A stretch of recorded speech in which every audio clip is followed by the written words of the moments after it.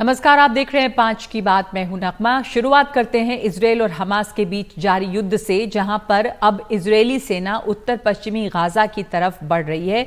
Israeli tank Gaza की तरफ बढ़ रहे हैं। गाजा शहर में अल कुद्स अस्पताल के पास हुए हमले से लोगों में डर है और घबराहट है, क्योंकि वहां पे कई सारे शरणार्थी भी हैं। जो लोग डिस्प्लेस्ड हैं अपने अपने घरों से, वो भी हैं। गाजा के स्वास्थ्य मंत्रालय के मुताबिक इजराइल लगातार अस्पतालों पर भी हमले कर रहा है और गाजा के स्वास्थ्य मंत्रालय के मुताबिक 57 यानी कि 57 स्वास्थ्य केंद्रों पर हमला अब तक हुआ है। स्वास्थ्य विभाग से ही जुड़े करीब 130 लोगों की जान गई है। और ये हम बता रहे हैं आपको, जो गाजा के स्वास्थ्य मंत्रालय का बयान आया है उसके मुताबिक। फिलिस्तीन स्वास्थ्य मंत्रालय के मुताबिक गाजा में 8000 से ज़्यादा लोग अब तक मारे गए हैं, जिनमें 3500 के करीब बच्चे शामिल हैं।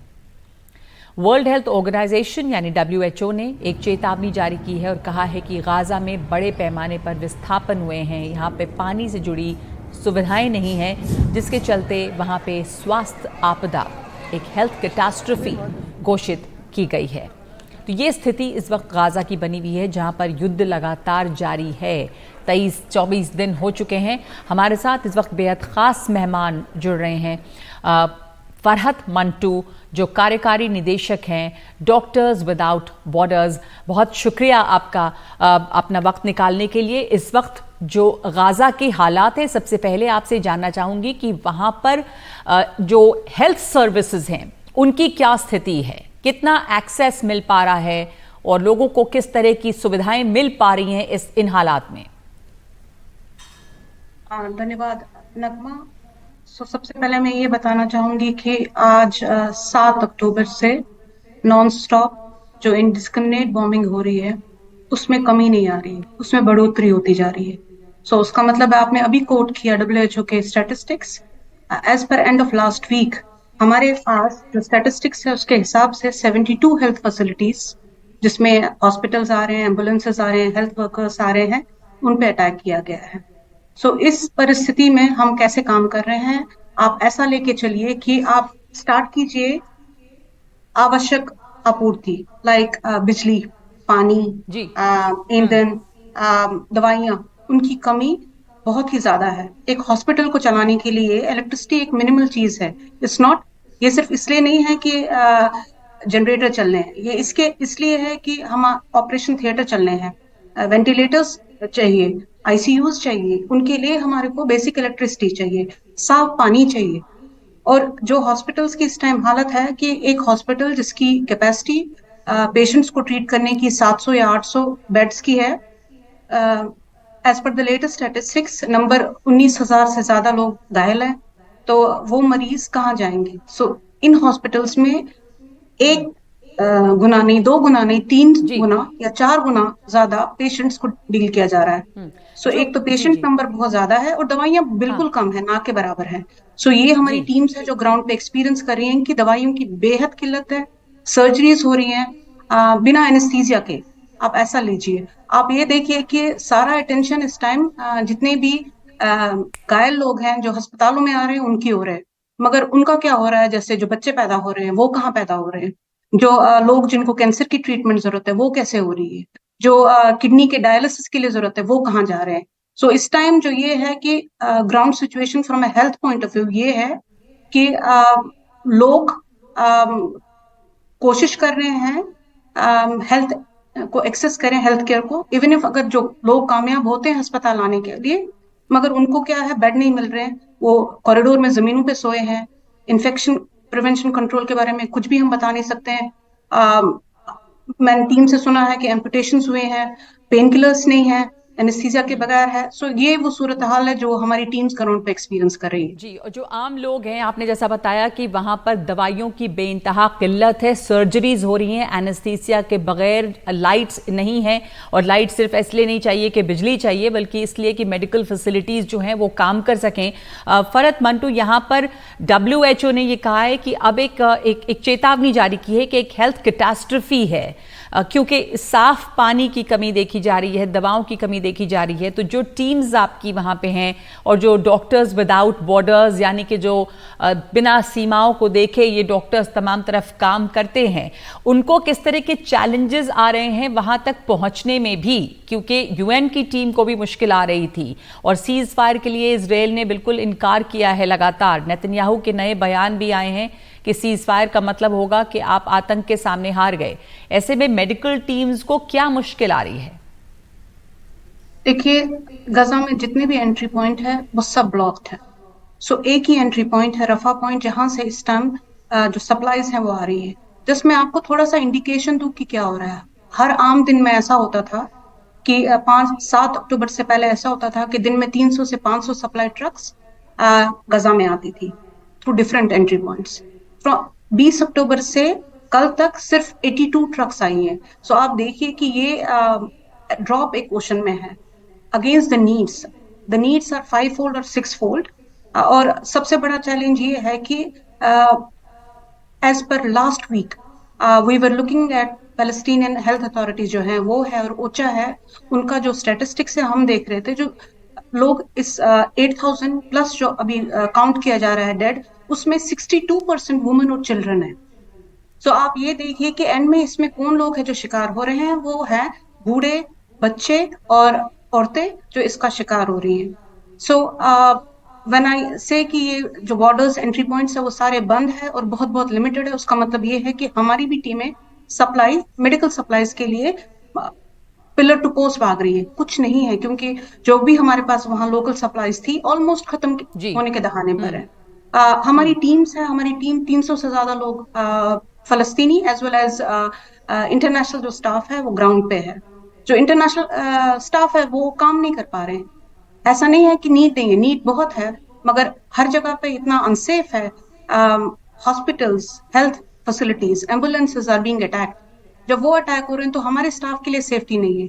तो आप ये मान के चलिए जो हमारे लोकल स्टाफ हायर्ड वहां के हैं वो कुछ लोग हॉस्पिटल्स में ही रह के अपना काम जो मेडिकल एक्शन है, पेशेंट्स को ट्रीट करना है, उसकी ओर ध्यान दे रहे हैं।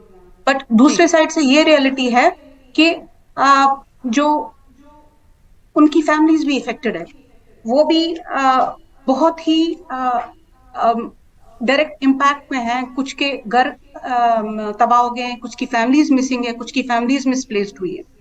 सो इस सब सूरत हाल में एक चीज है कि जितने भी विश्व लीडर्स हैं, जितने भी विश्व के नेता हैं, हम उनसे रियली अपील करते हैं, क्योंकि एक ह्यूमैनिटेरियन मेडिकल संस्था तभी काम कर सकती है जब सारी पार्टीज जो कॉन्फ्लिक्ट की हैं वो रिस्पेक्ट करे हेल्थ फैसिलिटीज को, ह्यूमैनिटेरियन वर्कर्स को। हमें अपना काम करने दीजिए।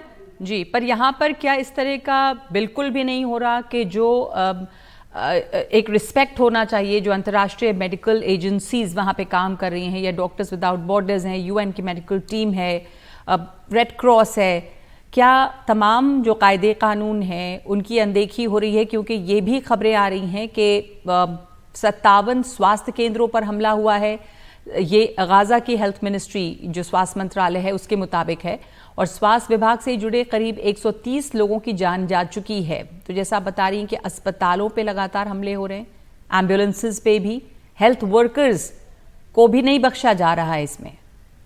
जी, इसीलिए हम लोग अपील कर रहे हैं कि जितने भी वर्ल्ड लीडर्स हैं उनका काम है कि वो एक्ट करें इस टाइम। देखिए, यूएन ने एक रेजोल्यूशन पास किया जो नॉन बाइंडिंग है फॉर अ ह्यूमैनिटेरियन ट्रूस। उसका मतलब ये है कि वो एक ऐसा रेजोल्यूशन है, बहुत कमजोर है और बहुत धीमा है, और time is of the essence. इस टाइम जरूरत है कि सारे वर्ल्ड लीडर्स साथ में आए और जितनी भी वारिंग पार्टीज है उन पे अपना इन्फ्लुएंस डालें कि एक इमीडिएट सीज फायर अनाउंस करें, ताकि हम जैसी संस्थाएं, आपने कहा डॉक्टर्स विदाउट बॉर्डर्स, हमारा काम ये है कि हम पेशेंट्स और कम्युनिटीज, सिविलियंस को ट्रीट करते हैं, हमें वो अलाउ करें। और अगर इंटरनेशनल ह्यूमैनिटेरियन लॉ के हिसाब से देखा जाए, हेल्थ फैसिलिटीज को अटैक नहीं किया जाना चाहिए, सिविलियंस पे अटैक नहीं होना चाहिए। और दैट वही हम कह रहे हैं कि जो ये कंप्लीट सीज है, जो ग्राउंड परिस्थिति है, उसकी जो इस टाइम सिचुएशन है, जो सबसे बड़ी डिमांड हमारी है एक मेडिकल ह्यूमैनिटेरियन संस्था होने के हिसाब से, हम कह रहे हैं कि आप इमीडिएट सीज फायर आप युद्ध विराम का इम्प्लीमेंटेशन होना बहुत ही जरूरी है। बिल्कुल, एक ह्यूमैनिटेरियन सीज फायर की बहुत ज़रूरत है ताकि जो मेडिकल टीम्स हैं वो जा सकें, काम कर सकें। इस वक्त बेहद ज़रूरत है लोगों को। फरहत मंटू, आपका बहुत बहुत शुक्रिया अपना वक्त देने के लिए। अपने वैसा बताया कि जो इंटरनेशनल स्टाफ है आपके और जो लोकल फ़िलिस्तीनी स्टाफ भी हैं जो डॉक्टर्स विदाउट बॉर्डर्स के साथ काम करते हैं, उनको बहुत मुश्किलें आ रही हैं क्योंकि ख़तरा भी बहुत है वहाँ पर। जो मेडिकल स्टाफ है उनके काम करने में भी, क्योंकि एम्बुलेंसेस पे भी, हॉस्पिटल्स पे भी हमले हुए हैं और साथ साथ जो मेडिकल सेवाओं से जुड़े लोग हैं ऐसे भी बताए जा रहे हैं कि 100 से ऊपर लोग मारे गए हैं। गाज़ा के स्वास्थ्य मंत्रालय ने ये बताया है। आपको दिखाते हैं कि अभी जो सीज़ फायर की बात कर रही थी फरहत मंटू, पर क्या सीज़ फायर मुमकिन है? क्योंकि बार बार इजरायली प्रधानमंत्री का ये कहना है कि ह्यूमैनिटेरियन सीज़ फायर की भी कोई गुंजाइश नहीं है। बंधकों के वीडियो जारी होने के बाद एक बार फिर से इजरायल के प्रधानमंत्री मीडिया के सामने आए हैं और सीज़ फायर की किसी भी संभावना से इनकार किया है।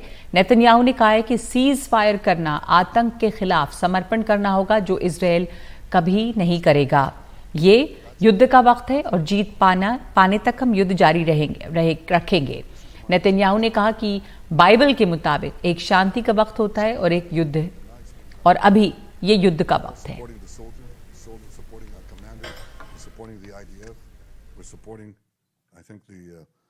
Just as the United States would not agree to a ceasefire after the bombing of Pearl Harbor or after the terrorist attack of 9/11, Israel will not agree to a cessation of hostilities with Hamas after the horrific attacks of October 7th.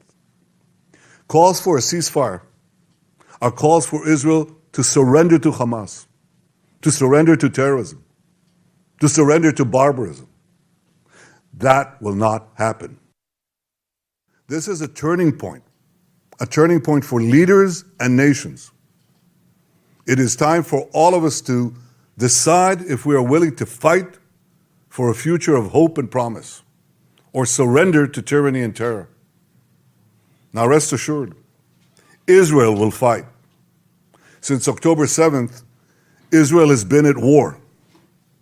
Israel did not start this war. Israel did not want this war. But Israel will win this war. Israel और Hamas के बीच जो जंग जारी है उसका 25वां दिन है। कल देर रात इजरायली सेना ने एक बयान जारी करके कहा है कि हमने गाज़ा में कई घंटे तक एक स्पेशल और सीक्रेट मिलिट्री ऑपरेशन कर हमास के कब्जे में मौजूद अपनी एक महिला सैनिक को छुड़ा लिया है। ये सैनिक अब परिवार के साथ है और पूरी तरह सेहतमंद है। छुड़ाई गई सैनिक की अपने परिवार के साथ तस्वीर भी जारी की गई है।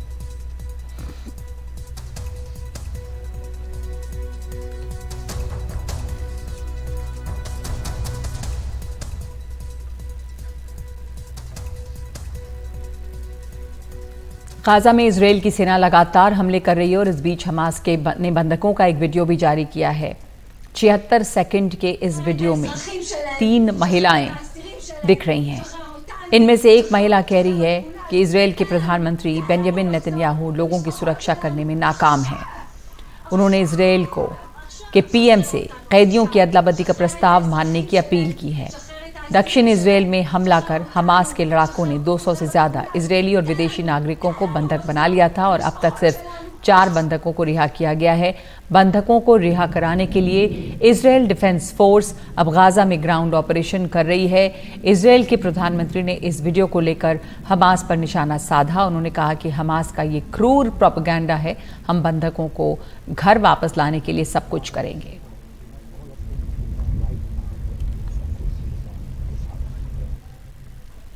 और अब आगे बढ़ते हैं। आज एकता दिवस है और इस पर प्रधानमंत्री अमृत वाटिका की नींव रख रहे हैं। तो क्या है ये अमृत वाटिका, आपको दिखाएंगे। ये इस वाटिका में देश के अलग अलग हिस्सों से मिट्टी लाई गई है और इस मिट्टी के लिए अमृत कलश यात्रा चलती रही जो कि अब दिल्ली पहुंच रही है। ये जो कार्यक्रम है इसका नाम है मेरी माटी मेरा देश और इसके ज़रिए ये देश के वीरों को श्रद्धांजलि दी जा रही है। तो देश के अलग अलग कोने से ये मिट्टी लाई गई है और कार्यक्रम का नाम है मेरी मिट्टी मेरा देश। और एकता दिवस के मौके पर यहाँ पर एक अमृत कलश यात्रा पहुँच रही है अब दिल्ली, जो लगातार देश भर में चलती रही है। और इसके लिए देश के अलग अलग हिस्सों से मिट्टी लाई गई है, इस वाटिका में डाली जाएगी। आप देख रहे हैं यहाँ पर एक बहुत बड़ा सा कलश है जहाँ पर अलग अलग जगह से लाई गई मिट्टी डाली जा रही है, एकता के संदेश के साथ कि हमारे देश के हर हिस्से की मिट्टी एक साथ इसमें मिल रही है। आप देख रहे हैं प्रधानमंत्री नरेंद्र मोदी को इस मौके पर।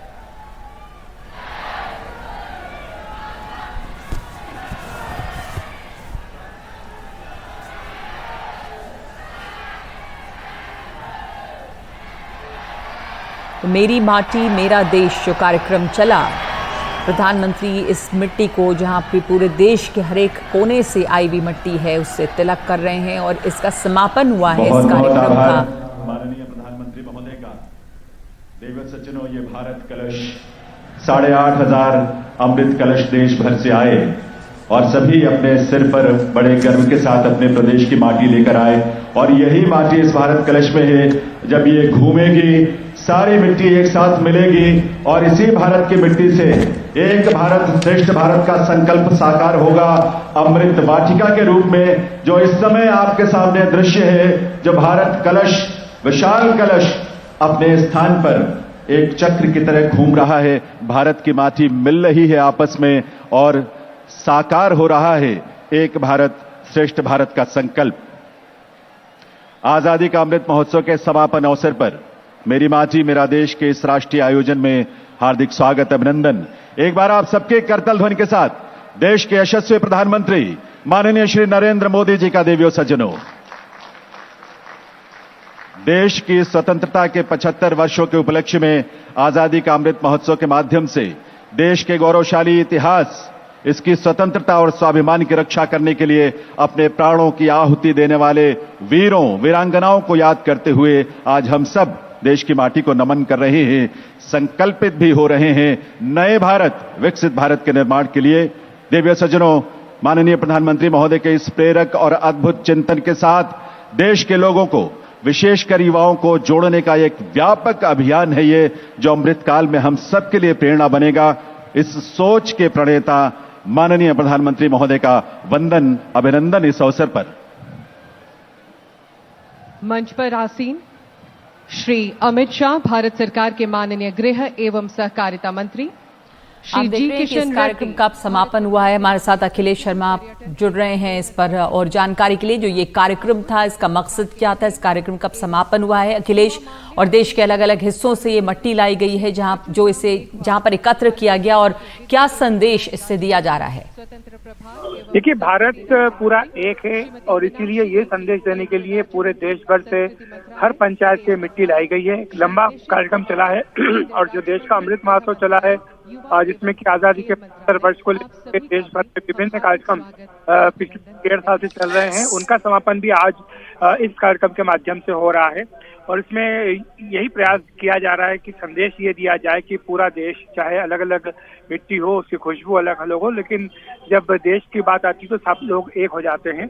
और यही कारण है कि यहाँ पर आज ये कार्यक्रम विशेष तौर पर आयोजित किया जा रहा है। 5:45 बजे PM Narendra Modi my Bharat portal उसको लॉन्च करेंगे और साथ ही 5:52 पर पीएम नरेंद्र मोदी अमृत वाटिका उसका शिलान्यास करेंगे। यहाँ पर इंडिया गेट का जो लॉन है, यहाँ पर अमृत वाटिका का निर्माण किया जा रहा है और जो देश भर से अलग अलग पंचायत लाई गई है उस मिट्टी को यहाँ पर किया जाएगा और इस तरह से यहाँ पर बड़ा जो उद्यान उसका निर्माण किया जा रहा है। इसके बाद करीब शाम 6 बजे पीएम नरेंद्र मोदी अपना संबोधन करेंगे।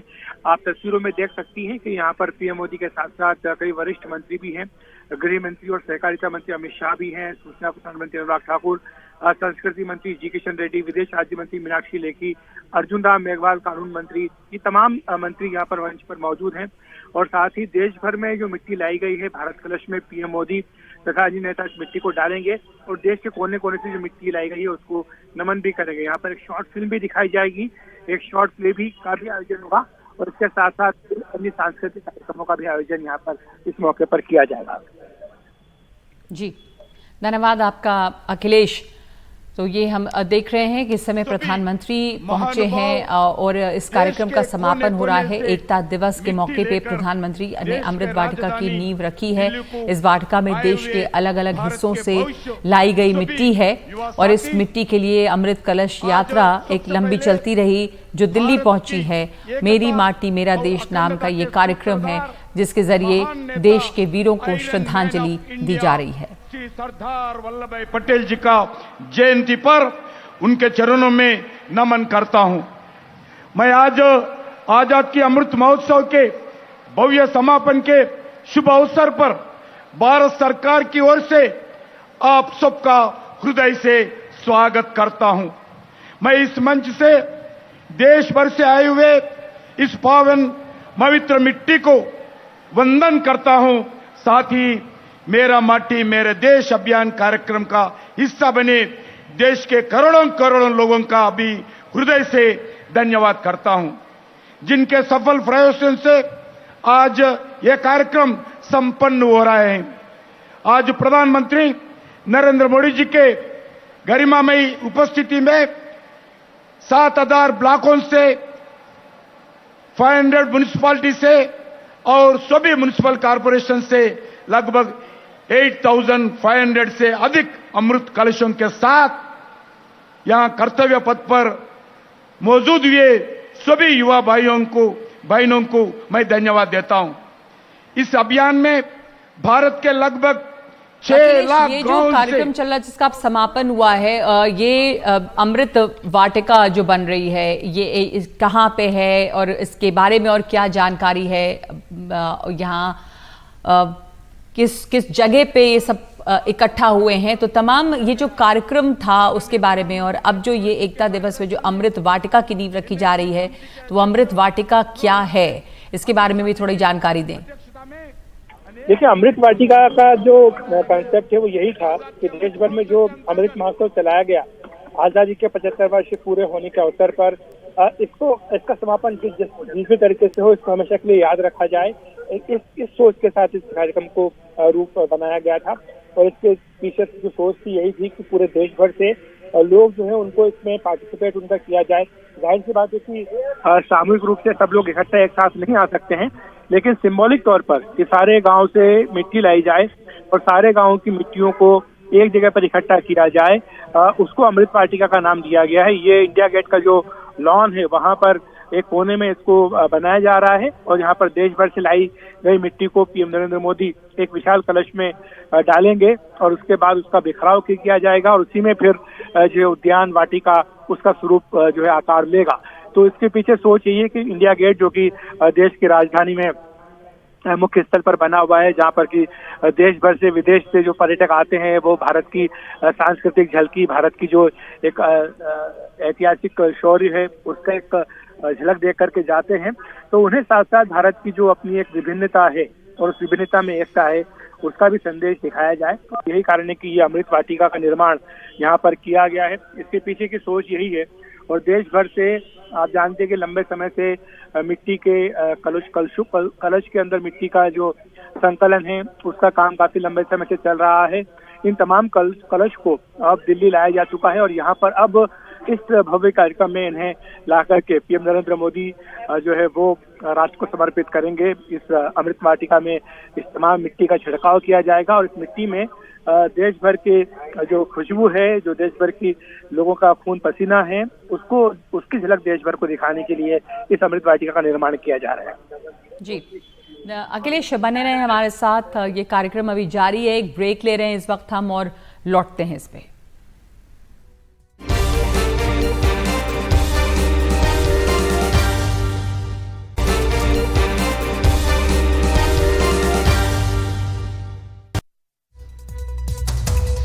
और दिल्ली शराब घोटाले में अब आम आदमी पार्टी की मुश्किल और भी बढ़ रही है। तो ईडी ने अब दिल्ली के चीफ मिनिस्टर अरविंद केजरीवाल को समन भेज दिया है। ईडी ने अरविंद केजरीवाल को 2 नवंबर को पूछताछ के लिए बुलाया है और इससे पहले सीबीआई केजरीवाल को अप्रैल में पूछताछ के लिए बुला चुकी है। अरविंद केजरीवाल को ईडी के समन पे दिल्ली सरकार के मंत्री सौरभ भारद्वाज ने कहा कि केंद्र सरकार का मकसद एक ही है, आम आदमी पार्टी को खत्म करना। वहीं दिल्ली बीजेपी के अध्यक्ष वीरेंद्र सचदेवा ने कहा है कि सत्य की हमेशा जीत होती है। उन्होंने कहा कि बीजेपी पहले दिन से कह रही है कि पूरे घोटाले के सूत्रधार अरविंद केजरीवाल हैं। साथ ही उन्होंने कहा कि दिल्ली की जनता भ्रष्ट शासन से मुक्ति पाना चाहती है।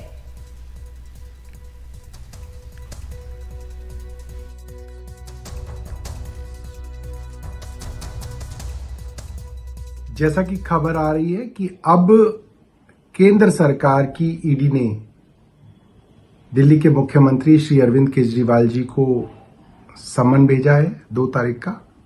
इससे ये बात साफ हो जाती है कि केंद्र सरकार का एक ही मकसद है, किसी तरीके से आम आदमी पार्टी को खत्म कर देना, और इसके लिए वो कोई कसर नहीं छोड़ रहे। किसी तरीके से कैसे भी फर्जी केस बना के मुख्यमंत्री अरविंद केजरीवाल जी को जेल में बंद किया जाए और आम आदमी पार्टी को खत्म किया जाए। आम आदमी पार्टी को यह आशंका है कि अरविंद केजरीवाल को जिस दिन ईडी के सामने पेश होना है, यानी 2 नवंबर को, उस दिन सीएम को गिरफ्तार भी किया जा सकता है। दिल्ली की शिक्षा मंत्री आतिशी से बात की है हमारे सहयोगी शरद शर्मा ने। देखिए, ये जो सारी ईडी और सीबीआई की कार्यवाही हो रही है, 1.5 साल के इन्वेस्टिगेशन के बाद भी आज भी ईडी और सीबीआई किसी भी प्रकार के भ्रष्टाचार का कोई सबूत सामने नहीं रख पाई है। लेकिन एक के बाद एक जो आम आदमी पार्टी के नेताओं को जेल में डाला जा रहा है, वो इसलिए है क्योंकि भारतीय जनता पार्टी को और प्रधानमंत्री नरेंद्र मोदी जी को आम आदमी पार्टी से, अरविंद केजरीवाल से डर लगता है। तो इसलिए एक के बाद एक झूठे केस करके उनको जेल में डाला जा रहा है। और ना सिर्फ अरविंद केजरीवाल, मैं आपको ये भी बता दूं, अरविंद केजरीवाल जी के अरेस्ट के बाद विपक्ष के और नेताओं को भी जेल में डाला जाएगा। अरविंद केजरीवाल के अरेस्ट के बाद हेमंत सोरेन को अरेस्ट किया जाएगा, तेजस्वी यादव को किया जाएगा, ममता बनर्जी को किया जाएगा, पिनरई विजयन को किया जाएगा। जिन जिन नेताओं को भारतीय जनता पार्टी चुनाव में नहीं हरा सकती, उनकी पार्टियों को खत्म करने के लिए सभी नेताओं को अरेस्ट करने का प्रयास किया जा रहा है। लेकिन अगर ऐसा हो जाता है, अगर अरविंद केजरीवाल गिरफ्तार हो जाते हैं, दिल्ली के मुख्यमंत्री भी हैं, वो आपकी पार्टी के मुखिया भी हैं, तो पार्टी और सरकार कैसे चलेगी, कुछ आप बता सकती हैं? देखिए, आम आदमी पार्टी भारतीय जनता पार्टी और उनके संविधान को खत्म करने के प्रयासों के खिलाफ संघर्ष करती रहेगी। दिल्ली की सरकार भी दिल्ली की जनता के लिए चलती रहेगी। लेकिन खतरनाक बात यह है कि ये संविधान को और लोकतंत्र को खत्म करने का एक तरीका है कि जिस को आप चुनाव में नहीं हरा सकते हैं, आप उसको जेल में डाल दीजिए। फिर इस देश में लोकतंत्र क्या बचेगा, फिर इस देश में चुनाव क्या बचेगा, अगर सारे विपक्ष के नेताओं को जेल में डालना शुरू कर दिया। अगर विपक्ष का यह आरोप है कि सारे विपक्ष के नेताओं को जेल में डालने की कार्रवाई कर रही है सरकार, लेकिन इस पर बीजेपी की प्रतिक्रिया क्या है, सुनते हैं पूर्व कानून मंत्री और बीजेपी सांसद रविशंकर प्रसाद को। आम आदमी का आरोप है कि सरकार उनको खत्म कर रही है। आम आदमी पार्टी खुद को, अपने आप को खत्म कर रही है। हमें ये बताइए, हम ही ने कहा था ना कि एक्साइज पॉलिसी ऐसी बनाओ जिसमें कमीशन खाओ। सरकार ने कहा था कि पूरे दिल्ली में शराब का ठेका एक मोनोपोली कर दो, तो गलती करेंगे आप, भ्रष्टाचार करेंगे आप, अपराध करेंगे आप, और कार्रवाई होगी तो परेशानी है। ऐसा कैसे चलेगा भाई?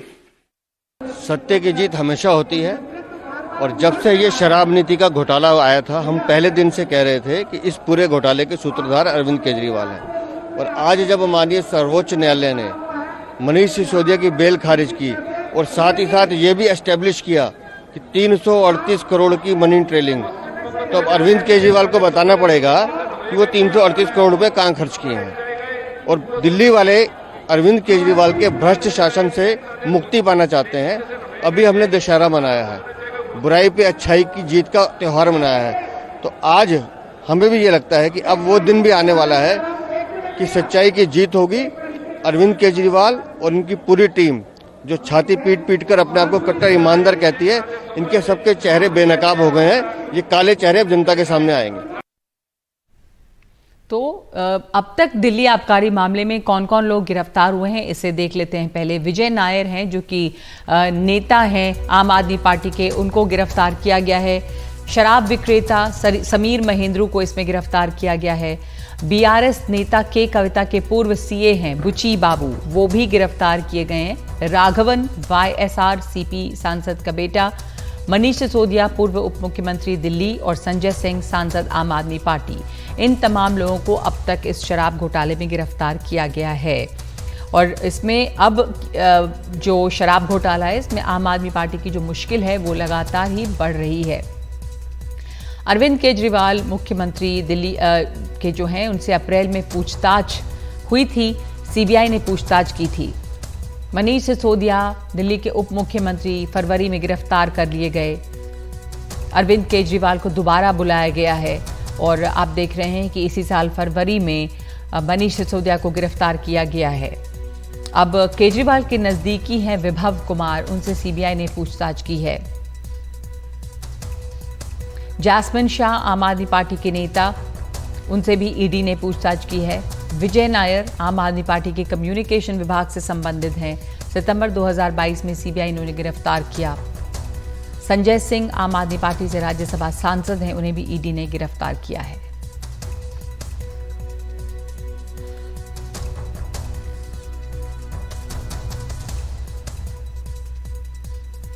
और 5 की बात में इस वक्त एक ब्रेक ले रहे हैं। इधर अमृत कलश यात्रा जो है वो समाप्त हो रही है, आपको एक बार फिर ले चलेंगे इस प्रोग्राम में एक ब्रेक के बाद।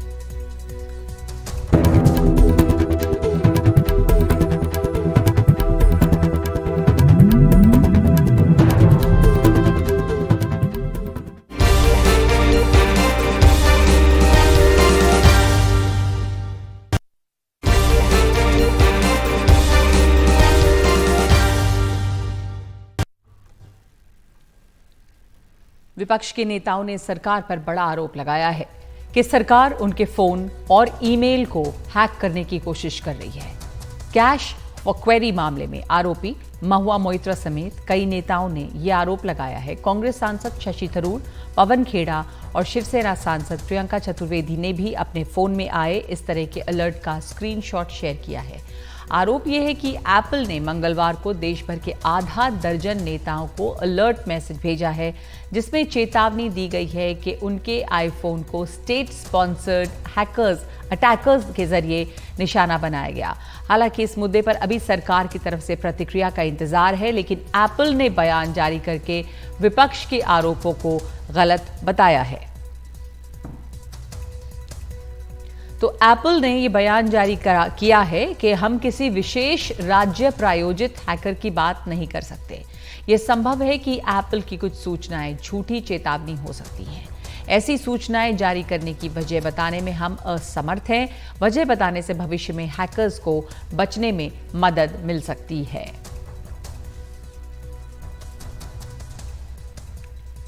बीजेपी सांसद निशिकांत दुबे ने सोशल मीडिया एक्स पे ये लिखा है कि भारत सरकार को अब कोई काम नहीं बचा है।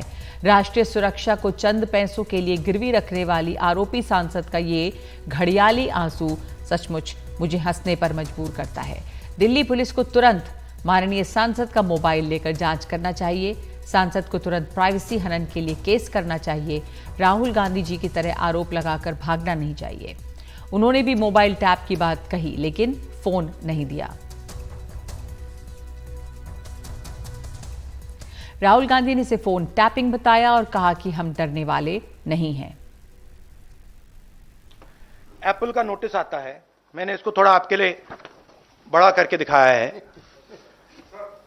देखिए, अच्छी तरह देखिए, इसमें लिखा है Apple believes you are being targeted by state sponsored attackers who are trying to remotely compromise the iPhone associated with your Apple ID.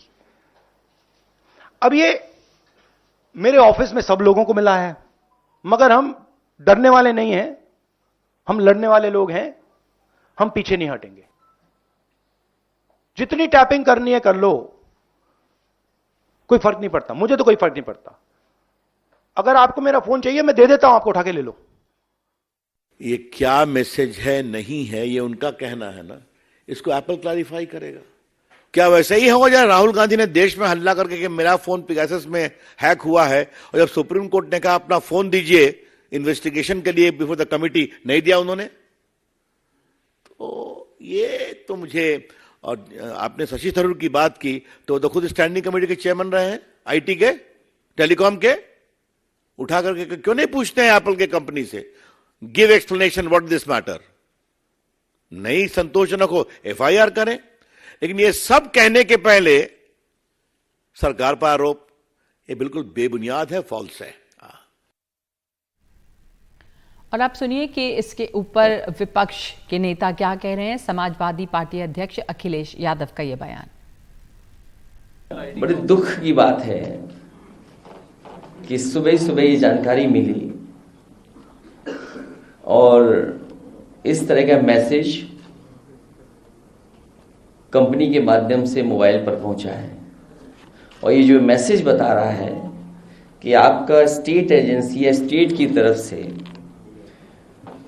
Hack किया जा रहा है या जासूसी की जा रही है। ये बड़ा दुखद है और डेमोक्रेसी में इसके लिए कोई जगह नहीं है। इसकी जांच हो, सरकार जांच करके बताएगा क्यों ऐसा चल रहा है, जिसकी जांच होनी चाहिए कि आखिर ऐसा क्यों हो रहा है, ये है क्या, विपक्ष के नेताओं को क्या टारगेट किया जा रहा है। एक ब्रेक ले रहे हैं हम और आगे देखेंगे एकता दिवस पर प्रधानमंत्री अमृत वाटिका की नींव रख रहे हैं। ब्रेक के बाद तो एकता दिवस के मौके पे प्रधानमंत्री अमृत वाटिका की नींव रख रहे हैं। इस वाटिका में देश के अलग अलग हिस्सों से मट्टी लाई गई है। आपको सुनाते हैं, इस समय गृह मंत्री अमित शाह बोल रहे हैं। दुनिया में सर्वप्रथम करने का संकल्प और देश को समृद्ध और सुरक्षित करने का संकल्प लेने का समय है, और ये 25 साल वो संकल्प को सिद्ध करने का समय है। ढेर सारे कार्यक्रम, 2 लाख से कार्यक्रमों से ज्यादा कार्यक्रमों से जो राष्ट्रीय चेतना जागृत हुई है, आजादी के अमृत महोत्सव के कार्यक्रमों में उस सारी चेतना को एक संकल्पों के माध्यम से चैनलाइज कर महान भारत की रचना का संकल्प मोदी जी ने हमारे सामने रखा है। आज देश भर से जो पवित्र मिट्टी यहां पर आई है, ये मिट्टी एक अमृत वन में परिवर्तित होगी। इस कलश 25 साल तक हमें महान भारत की रचना का हमेशा के लिए प्रेरणा देता रहेगा।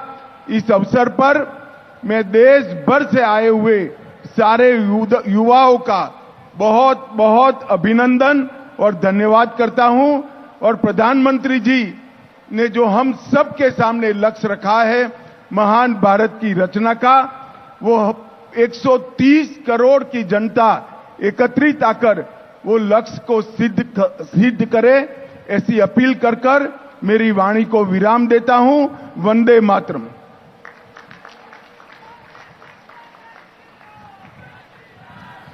बहुत बहुत आभार माननीय केंद्रीय गृह एवं सहकारिता मंत्री श्री अमित शाह जी का। देवियों सज्जनों, देश की पवित्र माटी का तिलक लगाकर और उसे अपनी मुट्ठी में लेकर भारत के लोगों ने देश के लिए मरने और देश के लिए जीने की सौगंध खाई। इतिहास इस बात का साक्षी है। आज इसी माटी को अपने हाथ में लेकर हम भी पंच प्राण की शपथ लेंगे। आप सभी के बैठने के स्थान पर एक छोटी सी पोटली रखी है, जिसमें आप द्वारा लाई गई देश की माटी रखी गई है। यह हम सबका सौभाग्य है कि देश के यशस्वी प्रधानमंत्री श्री नरेंद्र मोदी जी के सानिध्य में आज पंच प्राण शपथ लेने का सौभाग्य हम सबको मिलने जा रहा है। आइए हम सब अपने स्थान पर खड़े होकर इस पावन माटी की पोटली को अपने बाएं हाथ में लें और अपना दाहिना हाथ सामने रखकर शपथ लें पंच प्राण की। मंच से शपथ की पंक्तियां बोली जाएंगी, आप सभी अपने स्थान से इसे दोहराएंगे। शपथ हम आरंभ कर रहे हैं। हम शपथ लेते हैं कि भारत को 2047 तक आत्मनिर्भर और विकसित राष्ट्र बनाने के सपने को साकार करेंगे। गुलामी की मानसिकता को जड़ से उखाड़ फेंकेंगे। देश की समृद्ध विरासत पर गर्व करेंगे। भारत की एकता को सुदृढ़ करेंगे और देश की रक्षा करने वालों का सम्मान करेंगे। नागरिक होने का कर्तव्य निभाएंगे। भारत माता की, भारत माता की, भारत माता की। बहुत बहुत आभार आप सभी का। यह शपथ हमारे जीवन में हमारे आचार व्यवहार और संस्कार का हिस्सा बने और हम इन शपथ को अपने जीवन में उतारें। इसी संकल्प और विश्वास के साथ आइए इस कार्यक्रम में आगे बढ़ते हैं। अब मैं माननीय प्रधानमंत्री श्री नरेंद्र मोदी जी से विनम्र अनुरोध करूंगी कि वे कृपया वर्चुअल रूप से मेरा युवा भारत पोर्टल लॉन्च करें, जो भारत के युवाओं को सरकारी कार्यक्रमों के दायरे में विभिन्न राष्ट्र निर्माण गतिविधियों में